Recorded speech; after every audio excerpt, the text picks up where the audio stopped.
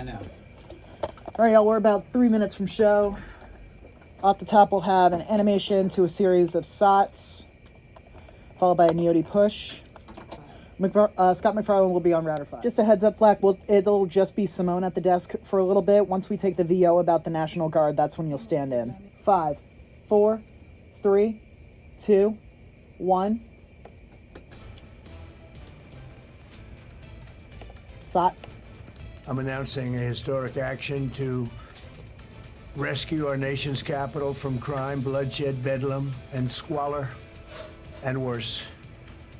This is Liberation Day in D.C., and we're going to take our capital back. Q.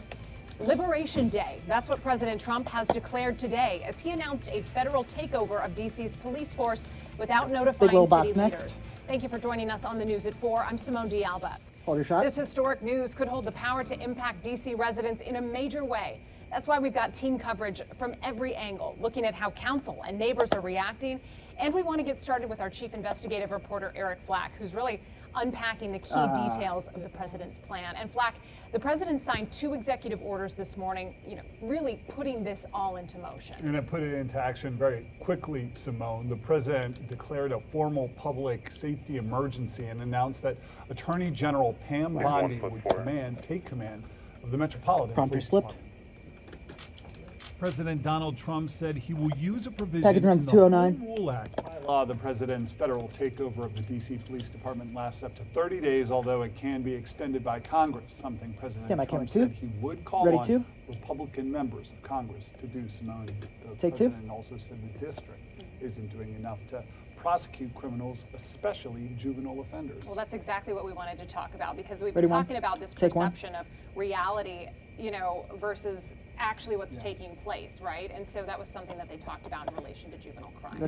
And the conversation kind of moved over to the prosecutor's office. In fact, the U.S. is very soon. Boy, are we. Eric Flack reporting for us today. Thank you.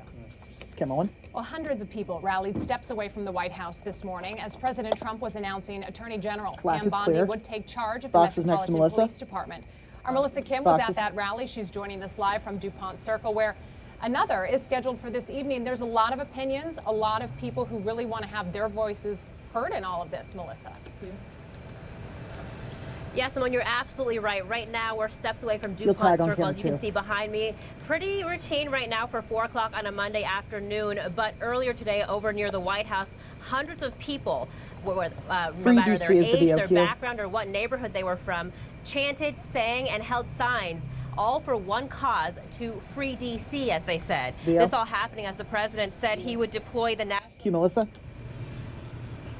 And as you can hear there from those folks, a lot of fear, a lot of anxiety amongst a lot of people that live in the district right now. Now, Free D.C., that group that put on that rally earlier, they're encouraging Washingtonians to come outside at 8 o'clock in the evening, make noise and get loud for about 5 minutes for as long as this, what they're calling occupation of D.C. by the federal government, is happening. Meanwhile, again, we are expecting a rally here at DuPont Circle around 5 o'clock. We'll, of course, be live here in the next hour to bring you any more updates. But for now, we're live at DuPont Circle this evening. I'm Melissa Kim, WUSA 9. We heard the mayor today saying democracy is tenuous and saying that, emphasizing the need for statehood in D.C.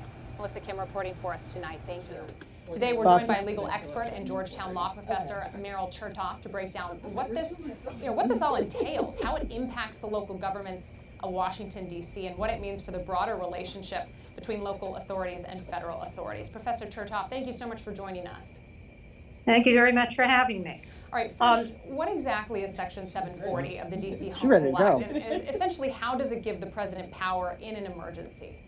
Okay, so as you know, D.C. has limited home rule under the 1973 Home Rule Act. That's exactly what MPD has asked for, is to try to find its way to get to the root causes of violence and crime in the district. All right, Professor Meryl Chertoff, thank you so much for your time and for your expertise. Appreciate it.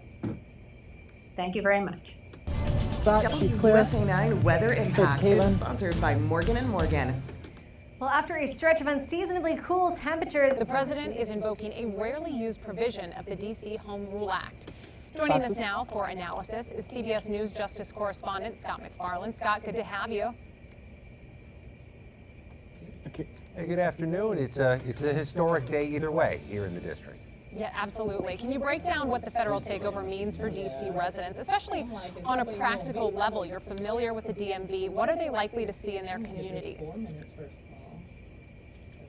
It's quite possible you do see visible federal agents on street corners, manning posts, walking along the mall. Eventually, not likely till later this week, you could see National Guard members out in neighborhoods, in communities.